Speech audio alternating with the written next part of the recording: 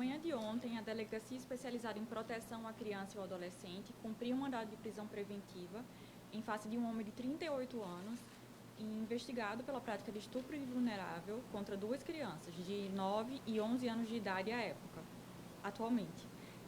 Esse fato veio à tona por meio de uma campanha que aconteceu na escola dessas duas crianças, e uma delas relatou, após a campanha, que aconteceu há alguns meses, que havia sido abusada sexualmente por um vizinho, e durante esses abusos estaria presente também a enteada dele, que é amiga dela, colega dela na escola e também vizinha ali. E aí ela relatou que a amiga contava para ela que o padrasto pedia para que a amiga chamasse ela para ir brincar dentro de casa, e ele aproveitava-se da situação de que ele era vigilante noturno à época. Esses fatos aconteceram no ano 2023. Ele era vigilante noturno, então ele passava o dia em casa, e aí, quando a criança estava em casa, ele pedia para que ela chamasse, quando ela chegava da escola, pedia para que ela chamasse a amiguinha para brincar. E aí, durante essas brincadeiras, ele colocava vídeos pornográficos para que elas assistissem, de acordo com o relato dessa vizinha. E ele praticava o abuso sexual com ambas, né, visualizando essas práticas. E eram diversos atos diferentes da conjunção carnal, mas eram atos libidinosos que ele praticava com elas. E isso perdurou por cerca de 2 anos. Essa criança, que é a vizinha, que é um pouco mais nova, ela afirmou que não entendia. Ela tinha 6 anos e ela não entendia do que se tratava na época. Então, ela dizia assim, eu esquecia do que tinha acontecido e eu voltava lá depois para brincar porque minha amiga me chamava. E aí, quando ela tinha cerca de 8 anos, 2 anos mais tarde, ela começou a perceber que entendeu, né, que aquilo ali não era uma coisa que estava fazendo bem para ela, e ela parou de ir até a casa da vizinha. Só que elas brincavam mais na casa dela mesma agora, a partir desse momento. Só que ela falou que tinha medo dele e que ele também sempre pedia segredo, dizia que era um segredo dos três. Ele oferecia chocolate, oferecia coisas para que elas entendessem que aquilo ali, pensassem que aquilo ali era uma brincadeira, que era uma prática normal. Quando isso foi relatado na escola, o conselho tutelar foi chamado, né, pela escola, e ele chamou as mães e foram todos conduzidos até a DEPCA. Nós realizamos a escuta especializada de início, que é o nosso protocolo, e na escuta especializada as duas confirmaram que de fato isso tinha acontecido. E a enteada dele falou que já havia relatado outras vezes à mãe, mas que em seguida ela desmentia, porque ela tinha como pai e sempre gerava um conflito na família e ela se sentia culpada por isso. Então ela acabava desmentindo quando essas questões vieram à tona. Então na escuta elas confirmaram e elas foram encaminhadas para o depoimento especial, que é uma técnica bem mais especializada, que tem perguntas, né, por profissionais capacitados. E durante esse depoimento especial, uma delas, a vizinha, relatou com detalhes, né, tudo que aconteceu durante esses 2 anos, só que a enteada dele, ela desmentiu a situação. Mas a entrevistadora, né, que é especializada, ela deu um parecer de que havia indícios de que a criança estava com uma fala inadequada para a idade, uma fala de adulto, né, como se ela tivesse sido induzida a alguém a desmentir aquela situação. Os motivos que ela dava para dizer que não aconteceu era um texto de adulto, era uma fala que não era compatível com ela.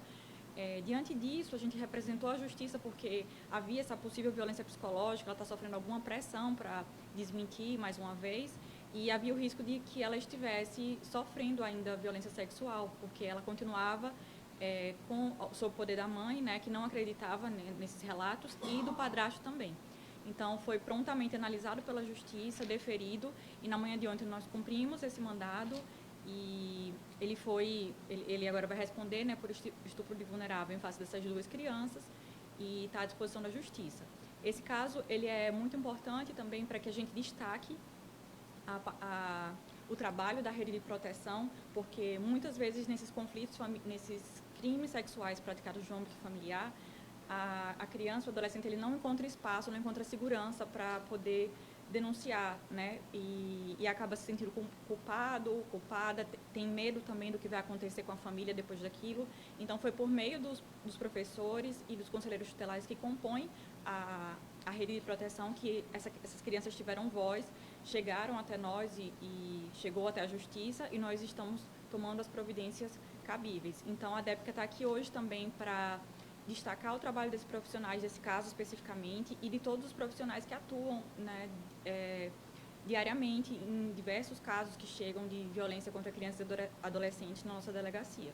Doutora, em relação a essa mãe, ela vai ser responsabilizada de alguma forma, já visto que no depoimento da enteada, né, a profissional relator especializada, diz que ela foi induzida ali, de alguma forma, a ter uma fala mais adequada para negativa.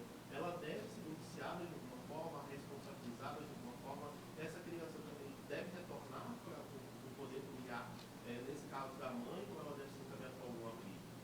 Tá. Nesse momento, a mãe não é a autora nem coautora de nenhuma situação, mas como é muito recente o depoimento especial, nós estamos apurando de que forma, né, se houve alguém que induziu essa criança a mudar o depoimento dela, ou se ela própria, mais uma vez, se sentiu culpada e alterou o depoimento. Então, nós ainda estamos nessa parte inicial da apuração para saber se tem uma responsabilidade de alguma outra pessoa. No momento, ela encontra-se sob o poder da mãe, mas ela foi encaminhada para acompanhamento psicológico e a gente espera que a gente possa ter um cenário melhor e saber definir, né, a justiça possa definir se ela vai precisar ir para uma família extensa ou algum abrigo, mas isso ainda está sendo analisado. Doutora, na casa, teriam outras crianças também que já foram ouvidas ou não? Seria somente essa menina mesmo? Do sexo feminino, havia só ela, a enteada, né? Eles também têm um filho em comum, esse padrasto tem um filho em comum com a mãe dela, e tem um filho já adolescente, mais velho, que também é irmão só da menina. Então, não haviam outras meninas e não há indícios de que essa prática acontecia com outras crianças. Não, a pergunta é... Ok, então, né, gente? Obrigado. Obrigada. Obrigada. Pode...